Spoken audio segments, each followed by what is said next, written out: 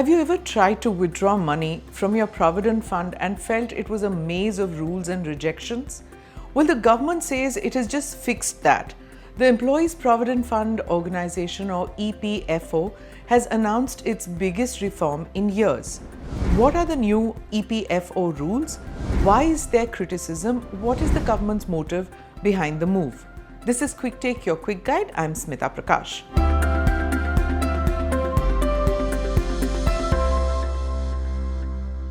13 complex withdrawal categories have now been merged into just 3: essential needs, housing, and special circumstances. It sounds simple, and in some ways it is. You can now withdraw up to 75% of your eligible balance anytime after 12 months of service. No long forms, no multiple approvals. You can even take out the remaining 25% later, under certain conditions like retirement disability or leaving India permanently. Why are these changes drawing criticism?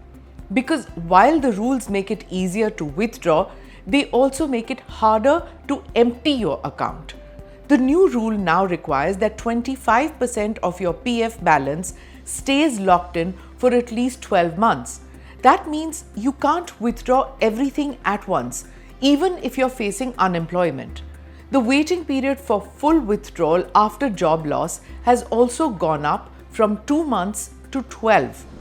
Government's intention. The government says this is to protect your future. Officials argue that too many workers were draining their PF savings early.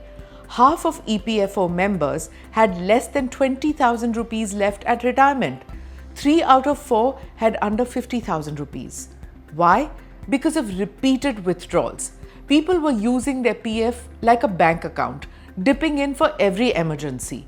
The government says that defeats the purpose of a retirement fund. So this 25% lock-in is meant to keep your savings intact and help it grow with compound interest, now fixed at 8.25% per year. The idea is to ensure a respectable corpus at retirement. Why workers and unions are up in arms? They call it withholding people's money. They argue that it's their own savings and they should decide when and how to use it. Many also say that the 12-month waiting period for full withdrawal is unfair to those who lose jobs and depend on PF money for survival. For someone who becomes jobless, this means their entire PF corpus is not immediately accessible. That could be a hardship if they don't have other savings. Financial experts are divided.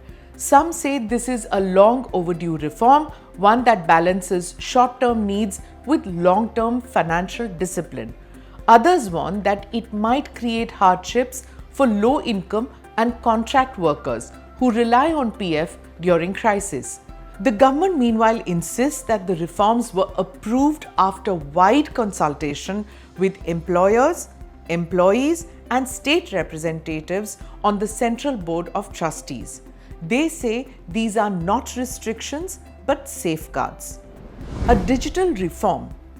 Along with the new withdrawal rules, the EPFO is also going digital under what is called EPFO 3.0.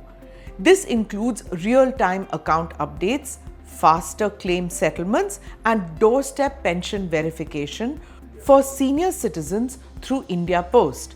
It's part of the government's larger plan to make the EPF system transparent, tech-driven, and reliable. The bigger picture. The reforms aim to stop people from emptying their savings too early.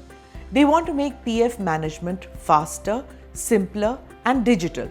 But in doing so, the government is also asking people to be patient, to think long-term. And that's where the friction lies. Because while saving for the future is good policy, many Indians live paycheck to paycheck. The future can't wait 12 months for them.